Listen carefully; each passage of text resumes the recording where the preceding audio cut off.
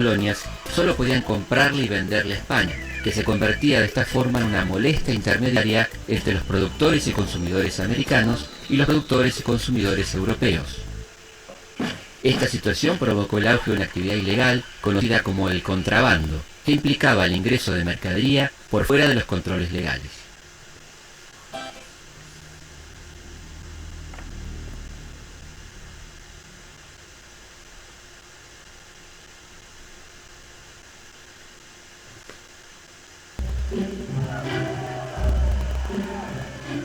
Hubo una revolución por un hecho que ocurrió en España en 1808. Napoleón Bonaparte, que era emperador de Francia, invadió el país, obligó al rey Fernando VII a abdicar y lo mantuvo prisionero. Después, Napoleón nombró a su hermano, José Bonaparte, como rey de España. Pero los súbditos españoles no aceptaron esa designación, la consideraron ilegítima y se negaron a obedecer a José.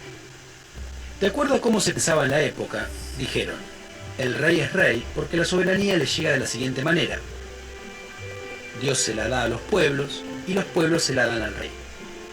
Bueno, si no hay rey porque está preso, la soberanía vuelve a los pueblos. ¿Qué son los pueblos? Las ciudades que forman el imperio. Entonces, por ejemplo, la ciudad de Valencia formó una junta que cuidaba su soberanía hasta que volviera el rey. Lo mismo hizo Madrid, lo mismo Barcelona, lo mismo Toledo, y así sucesivamente. Esas juntas se reunieron en una junta central, en Sevilla, y cuando llegaron las noticias a América, la población allí se mantuvo fiel al rey preso y obedeció a esa junta central.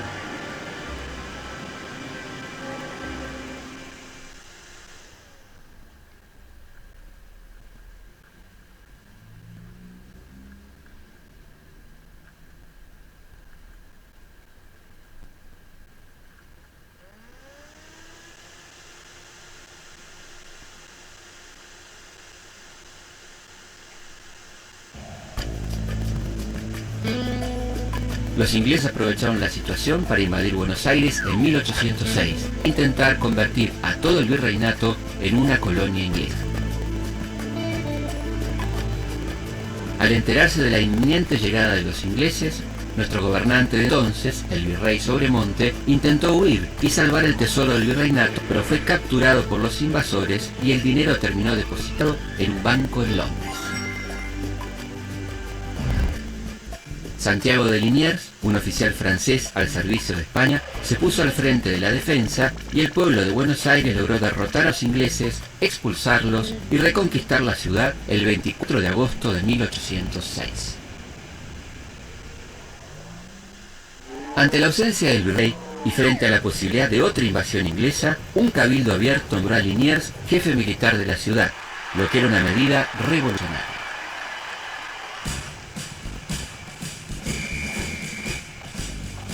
Los vecinos decidieron formar cuerpos militares llamados milicias, donde los jefes y oficiales fueron elegidos democráticamente por sus integrantes.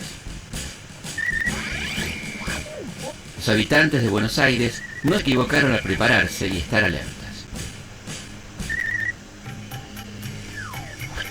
El 24 de junio de 1807, los ingleses volvieron a intentar invadir la ciudad. Pero la capital del virreinato ya no estaba indefensa. Las milicias y todo el pueblo organizado militarmente resistieron duramente, atacando a los invasores con lo que tenían a mano, derrotándolos y obligándolos a rendirse el 7 de julio. Esto animó a los porteños a desconocer la autoridad del virrey Sobremonte y a elegir en su reemplazo al líder de la Reconquista, Santiago de Liniers. La corona aceptó la situación y nombró a Liniers como virrey provisorio en 1808. A partir de las invasiones inglesas, la sociedad porteña se fue dividiendo entre partidarios de un cambio en la relación política y comercial con España y los que estaban a favor de que todo siguiera acostado. Dentro del primer grupo, que fue tomando el nombre de Patriota, se encontraban los abogados Manuel Belgrano, su primo Juan José Castelli y Mariano Moreno, el comerciante español Juan Larrea, el industrial Hipólito Vieites, el estanciero Martín Rodríguez y los militares Cornelio Saavedra y Nicolás Rodríguez Pía. Tres procesos fundamentales habían dejado su huella en la formación política de este grupo. La Revolución Norteamericana de 1776, que proclamó la República, la igualdad de derechos y la división de los poderes del Estado entre el Poder Ejecutivo, el Legislativo y el Judicial.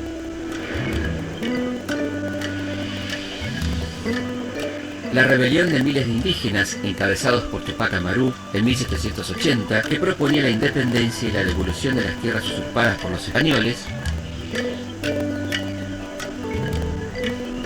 Y la Revolución Francesa de 1789, que significó el principio del fin de las monarquías absolutistas en Europa y sentó las bases de la soberanía popular, proclamando los derechos del hombre, un avance fundamental en la defensa de la libertad. Dentro del bando conservador, que defendía a ultranza el dominio español sobre estas tierras, se destacaban el comerciante español Martín de Álzaga y el obispo Benito Luego. Los patriotas esperaban ansiosos informaciones sobre la situación española cuando desde el norte del virreinato, el Alto Perú, actual Bolivia, llegó la noticia de que en las ciudades de Chuquisaca y La Paz se estaban produciendo movimientos revolucionarios contra el poder español. Una proclama de la gente, que se rebeló contra los abusos de las autoridades locales, entre los que se destacaba el joven tucumano Bernardo de Monteagudo, decía: «Hemos guardado un silencio bastante parecido a la estupidez. Ya es tiempo de levantar el estandarte de la libertad en estas desgraciadas colonias, adquiridas sin el menor título y conservadas con la mayor injusticia y tiranía». Los revolucionarios de La Paz formaron una junta de gobierno que quedó conformada exclusivamente por americanos. Cisneros ordenó una cruel represión contra los sublevados que provocó centenares de muertos. Ante la posibilidad de que estos sucesos se repitan en otras zonas del virreinato, el virrey Cisneros decidió crear un juzgado de vigilancia política, destinado a perseguir a los que promuevan o sostengan las detestables máximas del partido francés y cualquier otro sistema contrario a la conservación de estos dominios en unión y dependencia de esta metrópoli. Pero todo empezaría a cambiar cuando el 13 de mayo de 1810 llegó al puerto de Montevideo la fragata inglesa John Paris con una noticia gravísima. Sevilla había caído en manos de Napoleón, por lo tanto el último bastión del poder español, reconocido por los americanos, la Junta Central, quedaba disuelta. Se formó un consejo de regencia que pretendió ejercer el poder en nombre de Fernando VII. La Semana de Mayo estuvo muy lejos de ser un apacible tránsito de bebedores ambulantes y amas antiguas. Por el contrario, estaban en juego muchos intereses nacionales y extranjeros, y también las pasiones.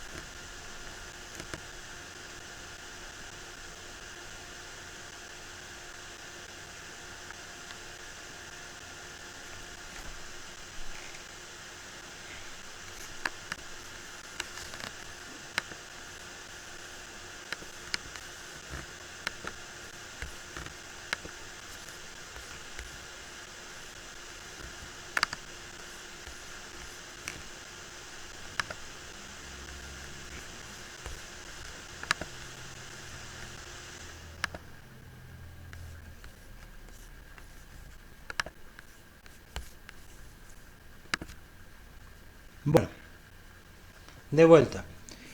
De alguna manera, ¿me escuchan ahí? Por alguna manera este video nos está sintetizando algunos de los aspectos que habíamos dicho. Estamos recordando y retomando algunos de los conceptos que históricamente ustedes han aprendido. La ocasión hace al ladrón, dice el dicho, ¿no? En realidad aquí la ocasión hace a la revolución.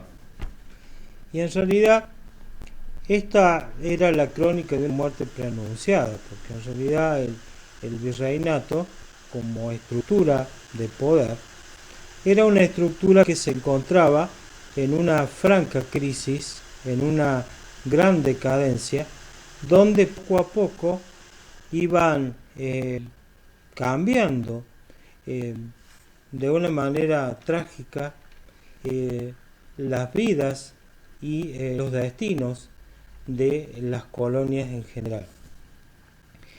La forma de comercio establecida por la corona española, teniendo en cuenta que solamente, y esto lo decimos la clase pasada, se podía comerciar con la metrópoli, es decir, las colonias solamente podían comerciar con la metrópoli, implica una forma de comercio llamada proteccionismo que no tiene una solución de continuidad en el tiempo, porque no se puede mantener durante mucho tiempo. Para eso tendrían que contar con una fuerte industria en la metrópoli que fuera capaz de generar todo lo que no se genera en América. Fíjense que hay una otra manera de ver la historia y que tiene que ver en este caso sería el desarrollo de la industria en las colonias. En ese sentido, hay un trabajo de un historiador argentino, Tulio Alperín Dongui, que fuera presidente de la Academia Argentina de Historia, quien en una colección de libros de hace algún tiempo atrás planteaba una mirada de la historia desde la economía, donde no aparece para nada ninguna fecha, así que es bastante difícil estudiar la historia ahí si no se tiene algún conocimiento previo. Analizaba precisamente las características que tenía esta política económica, esta política de desarrollo planteada por la corona en las colonias en general y en la colonia del Río de la Plata en particular. Por ejemplo, si ustedes analizan todo lo que tiene que ver con las industrias nacionales, el poderío español no deja que se genere ninguna industria nacional, llegando hasta el ridículo de que en esta zona del virreinato los animales son sacrificados, se les saca el cuero. Como no se desarrolla la industria cárnica para nada, el gaucho lo único que hace es aprovechar parte del animal y el resto lo deja que se pudra y extrae solamente el cuero, que lo va a poner a secar al sol y en algunos casos lo va a salar para que se mantenga un poco más, pero así como está lo va a enviar hacia Europa, hacia la metrópoli, para que allí se trabaje con los cueros. Y es así que nuestro país desde un vamos comienza dentro de una estructura de dependencia casi absoluta en cuanto a la producción industrial de la élite europea. Esa estructura que no permite el desarrollo de las industrias locales, que van a ser de alguna manera, como podría decirles, asaltada, violentada por parte de algunas de estas congregaciones que van a ingresar a través de la corriente educadora, evangelizadora del norte. Estas van a traer algunas industrias que van a comenzar a hacerse fuertes en nuestro país, como por ejemplo la industria de la vid, la industria de la oliva o el aceite, que van a ser introducidos por estos frailes. También el cultivo del trigo y la elaboración de la harina, que van a ser también a través de estos frailes. Pero más allá de eso, todo lo que es indumentaria, todo lo que es mayor tecnificación agraria todo lo que tiene que ver con el desarrollo de otro tipo de trabajos que de alguna manera significarían el despegue económico de la región, no son permitidos por los españoles. Concretamente la corona se opone terminantemente a esto para que de esta manera siga manteniéndose este nivel de dependencia. Esto va a ser fuertemente resistido y de manera tal, fíjense que al no obtener estos productos por parte de la corona española, lo que se va a producir en nuestro país, y de hecho Alperín Nongui lo trabaja muy bien, es la cuestión de el contrabando, ¿no? Concretamente, el imperio portugués, lusitano, los ingleses van a inundar con sus productos de el contrabando, tratando de instaurar un comercio paralelo dentro de esta región que va a competir fuertemente con este monopolio español comercial y tarde o temprano va a determinar la caída de ese comercio.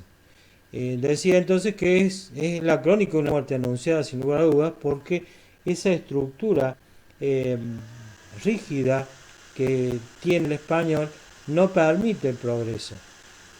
En su lugar va a surgir la rebelión, y la rebelión se registra a través de precisamente el contrabando, el comprar cosas de contrabando, que fíjense, por esas cosas de la vida, termina transformándose en una de esas costumbres aprendidas que tenemos como pueblo, ¿no?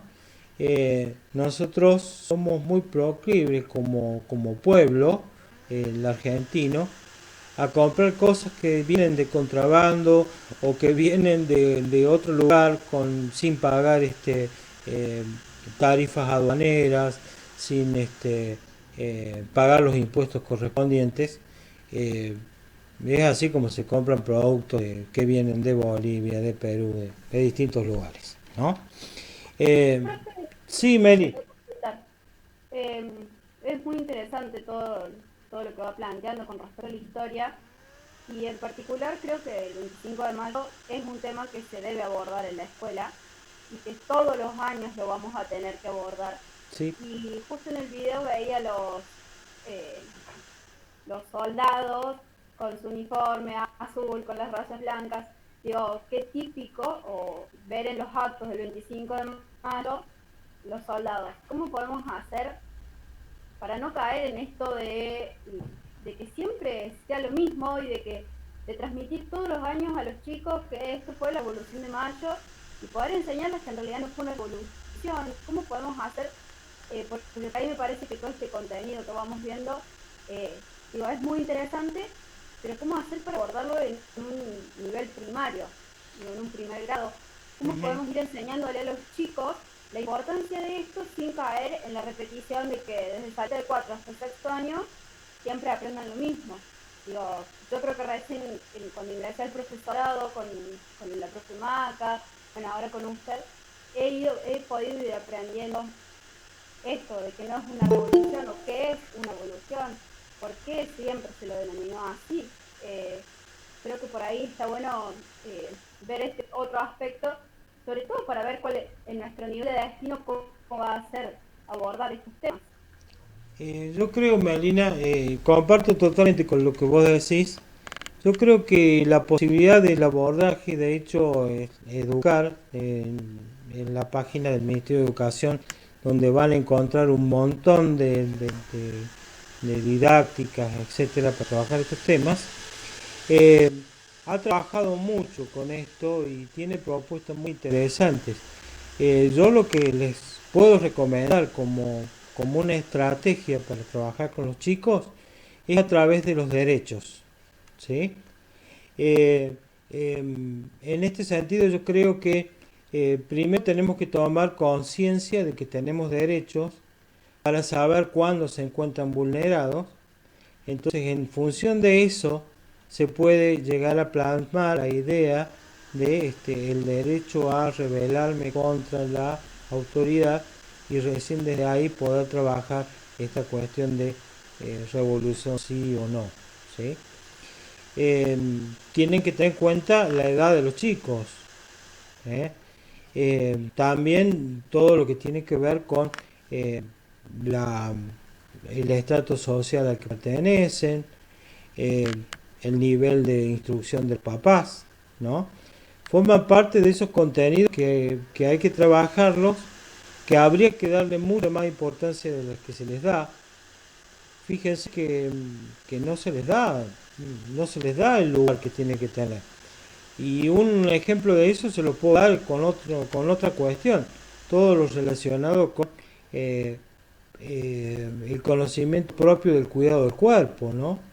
Eh, el reconocimiento del cuerpo como algo no pecaminoso, eh, el saber, como les decía tempranamente, eh, el saber o el crear instancias donde en ese diálogo el chico sea capaz de contarte que le está pasando algo, ¿no?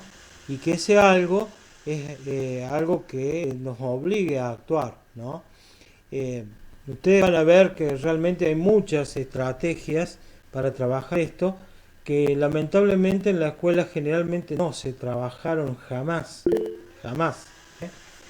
Eh, Sí, profe, también otro tema que sí. vimos con la profe Mata fue el tema de las mujeres en Ujú. historia, que digo, yo por lo menos en todo mi recorrido de nivel inicial, primario, secundario, jamás se me había cruzado por la cabeza que una mujer formara parte de la historia. Digo, nunca me lo enseñaron, nunca lo pensé tampoco, es como que siempre se nos transmitió de que bueno, los próceres, los varones, y Sí, todos los varones en la sí. historia, eh, digo, por ahí para transmitir esta otra imagen a los niños, estudiantes en general. Porque quienes escriben la historia o quienes escribieron la historia eh, a lo largo de toda esta época fueron los hombres. Y la estructura de la sociedad estaba formada de una manera machista, ¿no? Entonces la visión, que tampoco pasa por transformar la visión en absolutamente feminista, ¿no? Porque no pasa por ahí el cambio, sino precisamente por tratar de encontrar el equilibrio. No te olvides que estuvimos en una sociedad que estuvo controlada, gobernada, etcétera, por el hombre durante casi toda la historia. Sí, sí, eso también, qué interesante también abordar eso en la historia, ¿no? Cuando se lo vamos a enseñar. ¿Sí? Como el hombre fue como manipulando toda la historia y ocultando muchas cosas de acuerdo a sus beneficios o no. ¿Sí? Sí, tal cual. ¿Sí? Nosotros a eso le vamos a dar un espacio, ¿sí? Le vamos a dar un espacio y va a tener siempre un espacio y nunca se va a ocultar esta posibilidad, ¿no? De intervenir y de ampliar y de analizar, ¿no? Siempre va a estar, ¿sí? Eh, y también es importante que estas cosas poco a poco se vayan transformando en algo común, en algo que se pueda hablar, ¿sí? Porque yo creo que el principal obstáculo es el que nosotros tenemos por nuestra propia formación. Fíjense que se planteó hace algunos años en la Conferencia Internacional de Educación para Todos, se planteó precisamente este dilema, ¿no? Que caracteriza el siglo XXI. Que en el siglo XXI es una competencia aprender a desaprender, ¿sí? Con todo lo que eso significa, es decir, romper con estructuras internalizadas que se encuentran de alguna forma naturalizadas, ¿sí? Y que hacen que la gente actúe como una especie de maquinita, ¿no? Entonces, no es chiquito, ¿no? Es un compromiso que asumen las naciones del mundo, pero que va a llevar muchísimo tiempo, ¿sí? Muchísimo tiempo. Hay que romper con muchas estructuras. Desde esta cuestión tan simple, ¿no?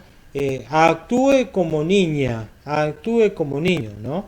Romper ya con esa estructura implica un cambio esencial, ¿no? que van a tener que encontrarse ustedes con esa realidad, ¿sí? Yo les voy a suministrar muchísimo material sobre esas cuestiones. Eh, Quizá no podamos hablarlas a todas, profundizarlas a todas por lo poquito que dura el tiempo que estamos juntos, pero a mí me interesa esencialmente que ustedes tengan acceso a eso, para que vayan absorbiéndolo poco a poco, para que ustedes puedan eh, realmente transformarse en quienes cambian eh, la estructura, ¿no? Lo más difícil de todo es cambiar dos estructuras que son esenciales y creo que son absolutamente dependientes entre sí: las estructuras mentales y las estructuras espirituales, ¿no? Son dos cosas que están íntimamente relacionadas, pero que siempre han estado disociadas. Bueno, para eso hay que empezar a cambiar uno mismo, ¿no? Y es lo más difícil de todos los cambios. Sí, Meli. El primer año, las chicas probablemente me corrían porque estoy bastante mal con los conceptos, pero veíamos en el lenguaje corporal el concepto de hábitos. Ajá. Estas estructuras Muy bien. que se van, como, no sé, moldeando de acuerdo a diferentes conceptos que ya tenemos, preconceptos. Uh-huh. Estoy bastante mala con los conceptos, no aprendí el concepto de hábitos, pero cuando te iba hablando de estas estructuras, digo, es eso, ir a desatender todos estos hábitos que hemos incorporado a lo largo de toda nuestra vida. Sí. Es que todo nuestro proceso de socialización implica, dice Bourdieu, el incorporar estas estructuras y naturalizarlas, ¿sí? Algo como para trabajar, ¿no? Pero para eso hay que tener la mente abierta, despierta y abierta, ¿sí? Y por eso hay que ampliar las lecturas, las miradas, ¿sí? Pararse en distintos puntos de vista, tratar de hacer esto que los especialistas en educación plantean, y también los psicólogos, ¿no? Esta idea del role playing, ¿no? El pararme y hacer como si, ¿sí? Poco lo que vamos a intentar hacer cuando les explique a continuación lo que van a hacer después, ¿sí? Con la actividad que sigue. Bueno, antes que pase el tiempo rápidamente, quería explicarles un poquito de qué se trata la tarea que ustedes van a hacer, ¿no? La tarea que ustedes van a comenzar a hacer, ahora les toca a ustedes elegir pertenecer a uno u otro grupo. Yo los voy a dividir en dos grupos. Van a hacer una tarea grupal. Ya les he subido al aula las características y el tipo de trabajo que van a hacer. La idea es profundizar sobre Mariano Moreno y sobre Manuel Belgrano. Y la idea básica tiene que ver con tomar al menos dos de los grandes pensadores que gestaron el movimiento de Mayo y que ustedes tengan la capacidad de meterse dentro de sus pensamientos en materia política, en materia económica, en materia social, en todo lo que tiene que ver con el desarrollo de la sociedad, etc. Cómo se debe estructurar el Estado, para qué. Y en ese sentido yo elegí a dos personajes, ¿sí?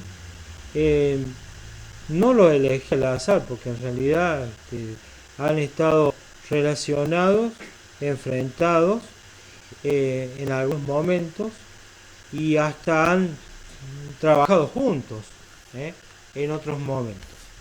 Entonces hemos elegido en este caso a Manuel Belgrano, del cual el año pasado se conmemoraba precisamente un aniversario más de su paso a la inmortalidad, al cual se sabe relativamente poco. Generalmente pasa por esto que planteaba Merino recién. Es como que hay una historia oficial y que esa historia oficial solamente se encarga de rescatar algunos aspectos, ignorando otros, ¿no? En el caso concreto de Belgrano, lo tenemos como incorporado a la idea de el Belgrano fundador creador de la bandera, ¿sí? El Belgrano militar,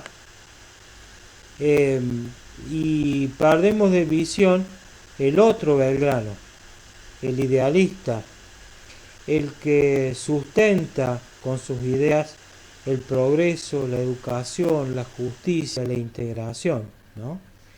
Entonces, el redescubrir a este personaje histórico nos puede llevar a pensar que el uso que hicieron los historiadores de la vida de Belgrano ha sido absolutamente injusta, destacando según los tiempos aspectos negativos o negando aspectos positivos. Es más o menos lo mismo que pasa con la figura de Rosas, ¿no? Fíjense que de Rosas nos han enseñado cosas que después no resisten la mínima lectura, ¿no? Nos han enseñado aspectos negativos de Rosas, pero nunca un aspecto positivo. Algunos textos que nos hicieron leer, hola Jessica, algunos textos que nos hicieron leer, ¿Qué tal? ¿qué tal? Le hago una suma a la parte de Rosas. Sí, sí, siempre se lo ha visto como una persona negativa, pero nunca se lo vio en la posición positiva a él, en el sentido, si bien era un muy buen orador, ¿no es cierto? Por eso estuvo en el poder durante tantos años. Pero es siempre como orador, ¿qué es lo que hacía? Al ser un orador, agarró y convenció a las otras personas, pero a la vez la ayudaba, porque era amigo de los indios, de los gauchos, de los extranjeros, era como algo así de estar bien con Dios y con el diablo, pero en una forma positiva, ¿no? Nunca desde la violencia. Está bien, tiene muchísimas cosas violentas, pero también tiene muchas cosas positivas. Sí, sí, es cierto, Jessica, ¿sí? Y yo creo que para hacer un poquito de justicia a la verdadera historia, a la cual es difícil asomarse por esta cuestión del tiempo que nos separa, hasta quizá nuestra conformación ideológica, nuestras costumbres, nuestras tradiciones, nuestra religión, etc. Eso no nos tiene que alejar de mirar la historia desde un punto de vista más objetivo, ¿no? Y en este sentido, tratar de separar la paja del trigo y tratar de tener una visión un poco más amplia sobre los hechos históricos y sobre los personajes históricos. Vamos a empezar con dos personajes que son muy problemáticos, y después vamos a tomar otros mucho más problemáticos. Por ejemplo, la figura de Eva Perón, ¿no? Cuando lleguemos a ese momento. O, por ejemplo, la figura de Alicia Moro de Justo. O, ¿por qué no?, la figura de Balbín o de Irigoyen, ¿no? Pienso yo que debemos tener la capacidad de ampliar nuestra mirada para tratar de acercarnos más a los hechos históricos y rescatar que detrás de cada uno de estos personajes existen personas. Y como personas tienen aciertos y tienen errores. No son ni totalmente ángeles, ni tampoco son totalmente demonios. Entonces tenemos que aprender a separar los seres como son, como fueron y como serán de esta tradición o de esta manera en que nos han contado los hechos, ¿no? Fíjense que es difícil conseguir libros de historia que sean más imparciales, ¿no? Son muy, muy difíciles de conseguir. ¿Querías decir algo, Jessica, o me pareció? Yo creo que eso ya está arraigado en nuestra cultura, el tema de que sí o sí los próceres, si bien obviamente toda la Argentina y todo país se formó a fuerza de sangre, ¿no? Porque es así, apoderándose de territorio, expandiéndose y de un montón de sucesos que fueron pasando con el transcurso del tiempo, ¿no? Pero se nos hizo tan cultural enfocarnos siempre en lo malo y nunca en lo positivo, que hoy es como muy difícil de modificar eso. Es más, los niños pequeñitos, yo tengo un niño de 8 años, y hasta la actualidad lo siguen viendo en el jardín, porque yo me acuerdo cuando mi niño iba al jardín, decía, estaban los dos bandos. Se enfrentaban, peleaba, ganaba, poseía, todas esas palabras es un proceso cultural y una transmisión que al niño lo va forjando en algo sí o sí negativo. Sí. O sea, no es como que le estás mostrando por qué será que cuando uno está en desacuerdo toma ciertas medidas, o sea, no le estás planteando la historia de otra posición en el aspecto positivo de decir qué hay que hacer para solucionar un problema para no llegar a la violencia. Sí, sí, tal cual. De hecho yo creo, Jessica, que la historia que nos contaron es la historia del uso del poder y la violencia, ¿no? En esa historia hay como protagonistas y hay gente que pertenece al mundo de los nadies, como dice Galeano, ¿no? Y en este sentido hay que distinguir los nadies que nacen como nadies y a aquellos que son ninguneados, transformados en nadies a través de las fuerzas de represión, ¿no? Que utiliza el poder para mantenerse. Y la historia es aleccionadora. La historia se ha ido conformando a lo largo de toda su trayectoria como la gran aleccionadora, ¿no? Se plantea relaciones de causalidad, de causa y efecto entre los hechos, pero siempre rescatando la intencionalidad oculta que está en aquel que cuenta la historia, ¿no? Por supuesto que es muy difícil trabajar con chicos, es muy difícil, no es simple, sobre todo atendiendo a la cantidad de horas en cuanto a menor, en la cual se dedica a la formación social de los chicos.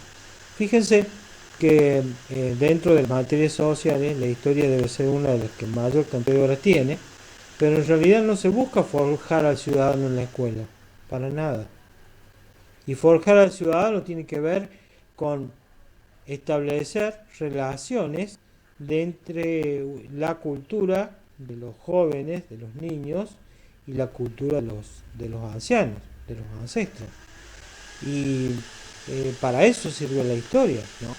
Y si ustedes estudian la cantidad de horas que tiene el currículum dedicado a eso, y realmente se sorprenden, porque inclusive hay una gran diferencia entre lo que se plantea en los documentos y lo que pasa en la realidad, ¿no? Si hay tiempo se habla de historia, si hay tiempo se habla de formación del ciudadano. Parece ser que lo único que importa es que el chico aprenda a leer y escribir, entre comillas, y a sumar y restar. Y hay otras cosas que son importantes. Sí, Mary. Creo que generalmente se ve historia o se comparte la historia para las efemérides. Sí, tal cual. Tal cual. Creo que es el único momento en el que uno en la escuela ve historia y que tampoco es que ve la historia. Le imponen una historia, bueno, toma, esta es la historia que vamos a ver, esto es lo que pasó. Sí. Y no le invitan a reflexionar lo que decía Jessy recién. Sí. Le muestran una historia y nada más, una sola cara. Capaz que estaría bueno incorporar la historia un poco más y ver otras caras desde de la misma parte. Sí, fíjate Meli que inclusive esa mirada es una mirada tan sesgada que se aprende primero lo que pasa afuera y si queda tiempo lo que pasa a tu alrededor. Cuando la lógica, ¿cuál diría? Que tenés que empezar por lo más cercano. A mí me ha pasado con alumnos de sexto año este año, ¿no? Les propuse que investigaran, después de haber hecho un relevamiento sobre cuántos sabían del lugar donde vivían, quiénes eran los que habían habitado primitivamente estas tierras, y ante las respuestas que obtuve los mandé a investigar, ¿sí? Entonces, bueno, ahí me encontré con varias cosas, ¿no? En primer lugar, que la mayoría de los chicos no están ni siquiera enterados de las más mínimas noticias de lo que ocurre alrededor. Por ejemplo, este tema de la construcción de la autovía, que pasa por la zona de las Tunas, que es precisamente un lugar con un altísimo valor arqueológico. Bueno, después que los chicos hicieron una tarea de investigación, se sorprendieron. Dice, ¿cómo puede ser que en la escuela nunca... Estamos hablando de chicos de sexto año, no de sexto grado, de sexto año. Es decir, que estuvieron en la escuela, pónganle 3 años en el nivel inicial primario, 5 o 6 en el primario, 6 son 9, más 6, 14, 15 años, 15 a 16 años dentro del sistema escolar. Y todavía no saben qué había en la cuadra, en el barrio, en lo que pasa hoy, ¿no? Sí, Jessica. Esto que usted dice, mi hijo lo vivió en carne propia porque él salió del secundario este año que pasó. De lo cual él me decía, yo no entiendo por qué me hacen estudiar historia de Estados Unidos, de Venezuela, de Colombia, si yo vivo acá. Sí. O sea, él mismo se criticaba y a la vez hacía una autorreflexión, decía, ¿para qué? Obviamente que todo es importante porque nosotros estamos entrelazados a nivel global, ¿no es cierto? Sí. Son causas y consecuencias de lo que pasa en otros lugares, también pasa acá. Pero es muy importante que los chicos aprendan desde adentro hacia afuera.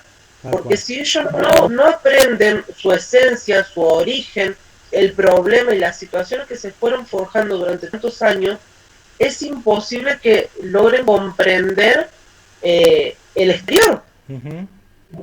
Porque les pasa, es como le digo, mi hijo me decía, yo no entiendo, a ver qué tiene que ver Estados Unidos con nosotros.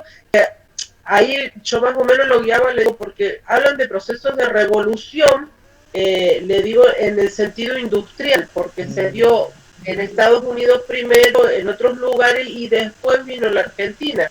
Sí, pero ¿por qué no empiezan? Dice, por ejemplo, que nosotros carecíamos de esos elementos y tuvimos que buscar al exterior para conseguir ciertos recursos para poder evolucionar. Dice, no, ellos de primero te empiezan mezclándote todo eso, que al fin y al cabo, dice, no terminas no entendiendo nada. Sí, y en el mejor de los casos, si lo logras ver. Porque, a ver, en algunos casos llegás al final de un proceso y no viste la historia del lugar donde vivís. Si muchas veces vos le preguntas, A ver, ¿qué es lo que ocurrió? Suponete la gente de Vialema Macer, ¿no? Eh, a ver, ¿quién vivía antes en la zona de las cortadas? Y te quedan mirándote como si le estuvieras planteando, no sé, algo que ocurrió detrás de la muralla china, que a lo mejor capaz que lo saben, ¿eh? Capaz que lo saben. Lo O que de pasa, pronto, bueno, yo no soy de acá, soy de Santa Fe, pero eh, mis hijos han ido a la escuela en Cosquín cuando estuve viviendo en Cosquín y acá en Santa María en estos años, ¿no es cierto? Y no aprenden ellos mucho en el sentido de cómo se forjó la ciudad, cuáles fueron sus primeros habitantes, sí, eran habitados por indios, eran extranjeros, eran inmigrantes, ¿quién era? ¿Por qué? O sea, esas cosas están muy ausentes en las escuelas. ¿Y qué es lo que pasa? Por ejemplo, vos al niño le preguntas algo de su localidad, de su lugar, de su origen, y no lo sabe explicar. no. Es que Porque por no lo eso, vivencian, porque no se lo enseñan, porque es mejor mirar afuera que mirar sí, adentro. ¿Qué causas y consecuencias están pasando acá, presente, actual, para yo poder explicar tal tema? tal cual, tal cual. ¿Sí? Y lamentablemente, bueno, pasa esto que hemos dicho, ¿no? Crecen como árboles sin raíces, ¿sí? Por eso es que continuamente están mirando hacia otro lado, ¿no?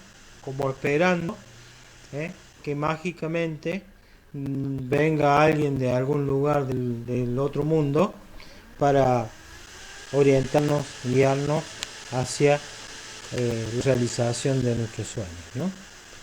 Bueno, entonces, dice Melina, en mi caso, bueno, después lo leo, Meli.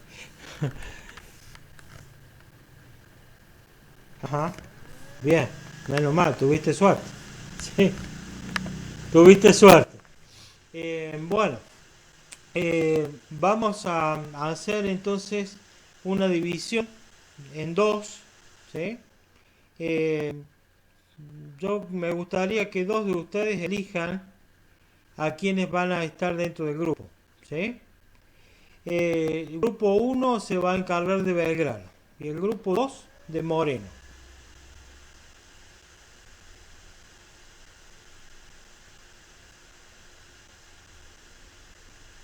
Perdón, profe, no escuché bien. ¿Qué hay que hacer? Yo las voy a dividir a todo el curso en dos grupos, ¿sí? Ah, bien.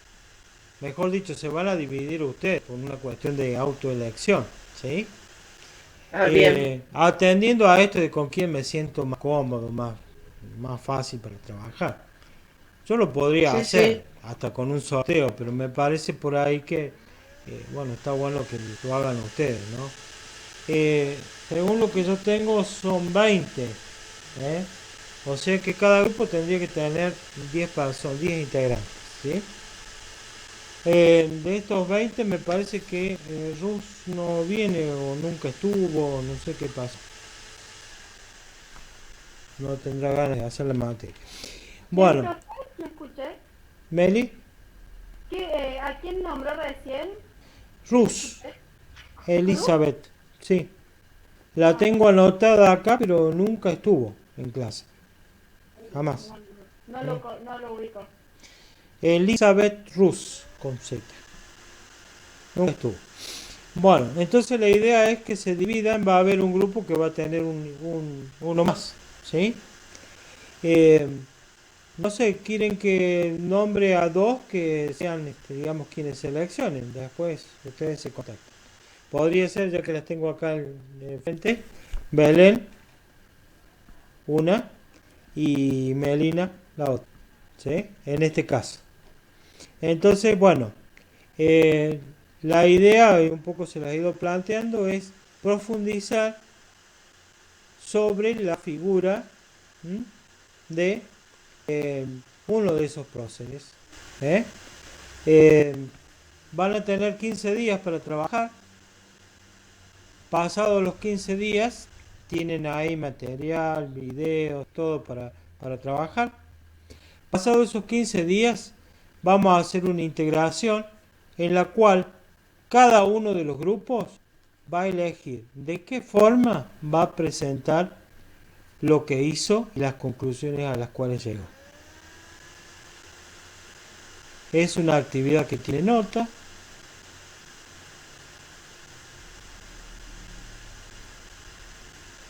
Directa, ¿sí? No es de trabajo práctico, sino directa, cual si fuese una evaluación.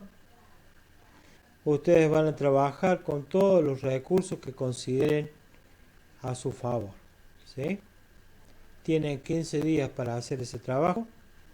Le vamos a ir dedicando un espacio para que ustedes puedan trabajar en cada encuentro, ¿sí? Bueno, hoy se nos fue el tiempo, pero en realidad quería que le dedicaran un tiempito. Si quieren, después se quedan en un rato y hacen forman el grupo, ¿sí? Me gustaría que después me manden un mensajito diciendo, bueno, la gente que está conmigo es tal, ¿sí? Integren a todos, por favor, que no quede nadie afuera, ¿sí? Otro de los grandes temas que vamos a trabajar es la integración en la escuela, ¿no? Es un gran tema, ¿sí? Un gran tema. Con respecto a la evaluación de la semana próxima, es muy simple, muy sencilla. No se las voy a dar a conocer ahora porque no tiene sentido. Son simplemente 10 preguntas. Cada una vale un punto, ¿sí? Yo le había puesto autocorrección, está elaborado en un formulario de Google, pero después le saqué para tomarme el gusto de analizar cada una de las respuestas de ustedes, ¿sí? Hay algunas que son de verdadero o falso, otras que tienen una respuesta, o dos, o tres, o varias, ¿sí? También es una actividad con nota directa, ¿sí?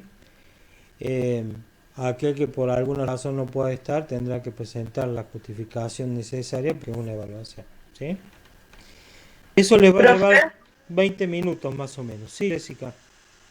Disculpe, ¿cuándo sería la evaluación? Semana próxima. ¿La semana próxima? Bien. Los primeros 20 minutos del encuentro. Bien.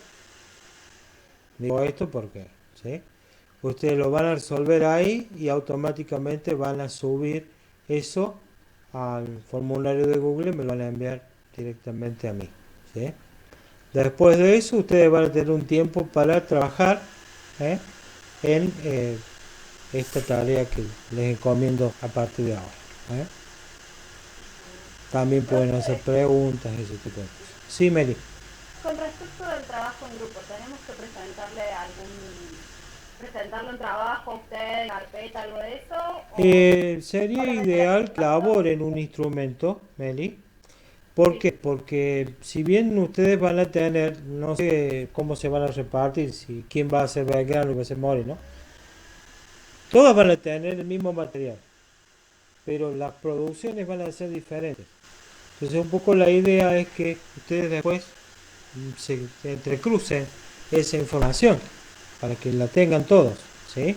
Entonces los grupos, lo que trabaje el grupo de Belén se lo va a pasar al grupo de Melina y viceversa, ¿sí?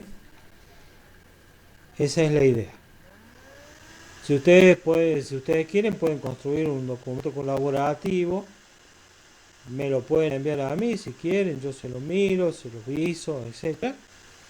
Y una vez que yo se lo devuelva, automáticamente lo comparten con las chicas, ¿sí? Bien. ¿Alguna otra cuestión? ¿Algo que quede por ahí dando vuelta?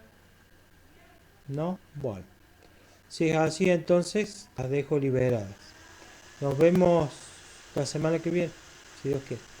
Bueno, profe, nos vemos. Un abrazo grande. Pórtense bien. O mal, eso es una decisión de ustedes, ¿sí? Lo importante es que se cuiden. Un abrazo grande, chicas. Chao, chao. Chao, Chao, profe. buen fin de. Chicas, Chao, chao. gracias. No, profe. Chao, nos vemos.